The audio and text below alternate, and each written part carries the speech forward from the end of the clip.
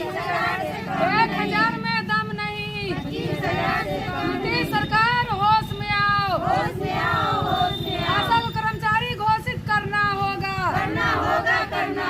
नीतीश सरकार होश में आओ, मोदी सरकार होश में आओ, हर जुल्म के टक्कर में संघर्ष हमारा नारा है। सरकार को यह समझ में नहीं है, सरकार को यह समझ में है कि हम लोग कुछ नहीं कर सकते हैं, लेकिन हम लोग अबकी बार की चुनाव में हम मुख्यमंत्री से भी कहना चाहते हैं और मोदी जी से भी कहना चाहते हैं कि अपना पावर को हम लोग इस्तेमाल करेंगे। वो घर घर दौरा करेंगे वोट के लिए और हम लोग दौरा करेंगे वोट तोड़ने के लिए। जब हम लोग का डिमांड पूरा नहीं होगा तो हम सरकार के लिए क्यों सोचने जाए? क्या फ़ायदा हमको सरकार को रखने से? तेजस्वी यादव क्या है? उप मुख्यमंत्री है, करना तो मुख्यमंत्री का है। मान गए कि आप बैठे हुए आपका बेटा फैसला कर देंगे, क्या आप पास होने दीजिएगा? यहाँ राजनीतिक हो रहा है, अंदर में भी मुख्यमंत्री और तेजस्वी यादव के अंदर राजनीतिक हो रहा है कि वो बोल दिए तो हम कैसे पास होने दें। मुखिया के लिए उनको बढ़ाने का पैसा है, वार्ड सदस्य को, समिति को, सरपंच को, उप मुखिया को, हर परिवार को, आंगनबाड़ी को, सेविका सहायिका सबको, और आशा के लिए उनको कहीं कोई जगह नहीं है। तो हम लोग रीढ़ के हड्डी बने हुए हैं, रीढ़ के हड्डी तोड़ भी सकते हैं। कहती है आशा की, आशा नेतृत्व का काम करती है। जो ना पढ़ता है उसके बारे में भी बताओ, जो बीमार पड़ता है उसके बारे में भी बताओ, जो जी रहा है उसके बारे में, खाने पीने, रहने सहने, लेटरिन बाथरूम, दुनिया संसार के बारे में भी बताओ। लेकिन हम लोग के बारे में कभी सरकार सोची है कि उसका बाल बच्चा कैसे पलाएगा, कैसे पढ़ेगा, कैसे रहेगा, कैसे सहेगा? सोचती है सरकार? हम लोग को बताती है आशा, सरकार की नेतृत्व का काम करे आशा। सारे आदमी का फोकस हम ही लोग पर। जब इन लोग से काम नहीं सही हो पाता है तो कहाँ है आशा? आशा के पकड़ो, आशा को देखो। नेतृत्व का जब हम लोग से काम करवा रही है सरकार तो उसको भी नेत्र रख के ही काम करना चाहिए, नहीं तो उस नेत्र को रख के ही क्या फायदा जो नेत्र से देख नहीं रही है। उस नेत्र को फोड़ देने लायक है, उसको उस सरकार को जो है कि उस पद से हटा देने लायक है। नमस्कार, प्रणाम। अभी हम वैशाली की पावन धरती पर हैं और आप देख पा रहे हैं मेरे पीछे जो है कि आशा दीदी और आशा फैसिलिटेटर दीदी मिल के पिछले 2 दिनों से जो है कि हड़ताल पे हैं। लंबी मांग जो है कि अभी तक पूरी नहीं हो पा रही है। लगातार आश्वासन, उसके बाद भी जो है कि सरकार कोई भी कुछ नहीं कर रही है। तेजस्वी अलग आश्वासन दे रहे हैं, मुख्यमंत्री अलग आश्वासन दे रहे हैं।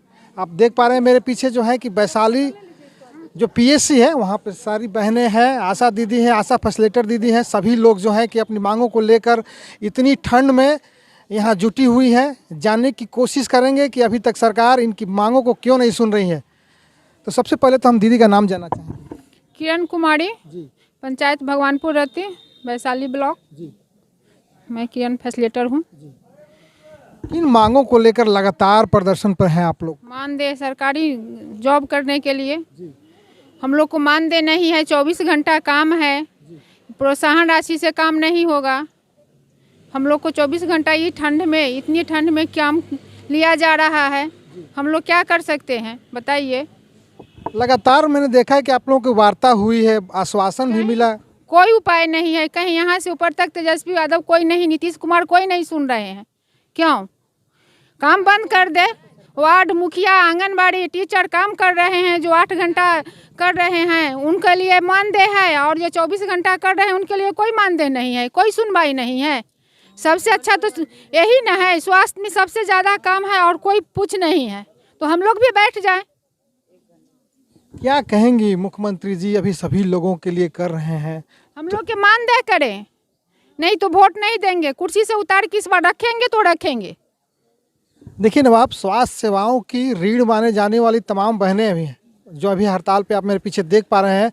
सभी लोग, खुद स्वास्थ्य मंत्री कह चुके हैं कि सभी लोग जो है कि स्वास्थ्य विभाग की रीढ़ है, उसके बावजूद भी जो है कि इनके मानदेय में वृद्धि नहीं हो रही है। सिर्फ प्रोत्साहन देकर जो है कि इन लोगों को रखा जा रहा है। पिछले कई वर्षों से लगातार इनकी मांग है कि कम से कम सरकार हमारी मानदेय की जो प्रक्रिया है उसे पूरी करे और उस पटरी पर लाए, ताकि जो आगे भविष्य है, सभी लोगों का भविष्य उसी रास्ते पर जा रहा है और देख रही हैं।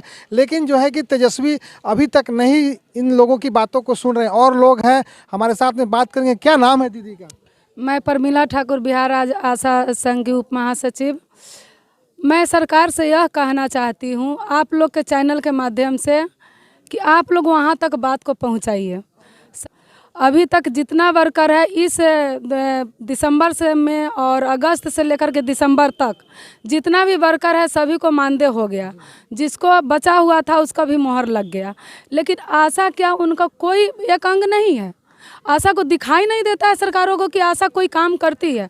अगर हम लोग बैठ जाएंगे तो जच्चा बच्चा को सुरक्षित करने के लिए उनके पास औकात है।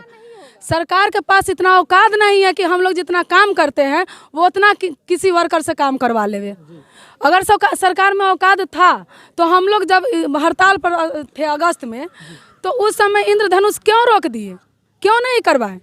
अभी हम लोग पल्स पोलियो से लेकर के टीकाकरण से लेकर के और जितना नहीं है जिसमें हम लोग काम करते हैं, तो हम लोग को क्यों नहीं सरकार को दिखाई दे रहा है कि हम लोग काम करते हैं? सरकार को यह समझ में नहीं है, सरकार को यह समझ में है कि हम लोग कुछ नहीं कर सकते हैं। लेकिन हम लोग अबकी बार की चुनाव में हम मुख्यमंत्री से भी कहना चाहते हैं और मोदी जी से भी कहना चाहते हैं कि अपना पावर को हम लोग इस्तेमाल करेंगे। वो घर घर दौरा करेंगे वोट के लिए और हम लोग दौरा करेंगे वोट तोड़ने के लिए। जब हम लोग का डिमांड पूरा नहीं होगा तो हम सरकार के लिए क्यों सोचने जाए? क्या फ़ायदा हमको सरकार को रखने से? इसलिए कि 17 साल से हम लोग हैं, 17 साल से नीतीश बाबू के चुनाव में नीतीश बाबू हम लोग को बहाली किए। जब उनका बहाली हम लोग किए, चाहे हम लोग का बहाली वो किए, ऐसा नहीं है। महिला के वोट से नीतीश बाबू आगे बढ़ रहे हैं। अगर हम लोग जेंट्स को रोक देंगे, क्या मेरे परिवार में 5 परिवार नहीं है? हम लोग 10 आदमी को नहीं तोड़ सकते हैं। उनको अभी पावर का पता नहीं है कि पावर क्या चीज़ होता है। सरकार को अभी इस बार के चुनाव में अगर हम लोग का मानदेय नहीं हुआ, ये अभी 5 को कैबिनेट बचा हुआ है, 5 कैबिनेट में मेरा कोई चर्चा नहीं हुआ, तो हम लोग घर घर घूम करके सरकार के खिलाफ आंदोलन करेंगे। अभी हम लोग 2 दिवसीय धरना दिए हैं यहाँ 10 और 11 का। इसके और 15 से लेकर के 15 जनवरी से 15 फरवरी हम लोग डीएम का घेराव करेंगे। विधानसभा में चल करके विधायक को भी हम चेतावनी दे रहे हैं, इसलिए कि जब भी विधायक का चुनाव होता है तो विधायक लोग आते हैं क्षेत्र में हम लोग से वोट मांगने। अभी हम लोग का कैबिनेट में क्यों नहीं बैठक पास करवा रहे हैं? अभी विधानसभा चलने वाला है 15 तारीख से, ये सामने 15 तारीख से है, तो 15 जनवरी से है। तो हम सभी विधायक को यह कहना चाहते हैं कि अगर हम लोग का विधानसभा में चर्चा नहीं उठा तो हम लोग विधानसभा में विधायक को खिलाफ भी चल करके वहाँ डिमांड पत्र देंगे और विधायक को भी हम लोग घेरने का काम करेंगे। पहला नंबर हम लोग विधायक को घेरेंगे, दूसरा नंबर डीएम को घेरेंगे और तीसरा नंबर विधानसभा पे जा करके 22 फरवरी से काला बिल्ला लगा करके भूख हड़ताल पर हम लोग बैठेंगे। इसलिए पहले हम सरकार को कहना चाह रहे हैं कि अगर वो हम लोग का डिमांड सुन रहे हैं तो बाइज्जत हम लोग निवेदन पूर्वक कहना चाहते हैं कि आंदोलन पे हम लोग को जाने से रोक दे। इसलिए कि जब वो डिमांड हम लोग का पूरा होगा हम लोग आंदोलन नहीं करेंगे। अगर डिमांड नहीं पूरा हुआ तो आंदोलन करेंगे और घर घर जा कर के हम लोग एक पद यात्रा निकालेंगे कि सरकार के खिलाफ हम लोग वोट को विरोध करेंगे और उनको कुर्सी से उतारने की काम करेंगे। नवाब, ये हमारे साथ में जो बात कर रही है ये परमीला ठाकुर है और पटना में जो है कि इनकी काफ़ी पैठ है। हमने कई ऐसे चैनलों पर देखा है कि दीदी लगातार जो है कि अपनी मांग को लेकर हमेशा जो है कि आगे रहती हैं। हमने कई बार देखा है कि सरकार इनकी बातों को मानी है। अभी हाल ही के दिनों में आपने देखा होगा कि प्रोत्साहन राशि को बढ़ाया गया।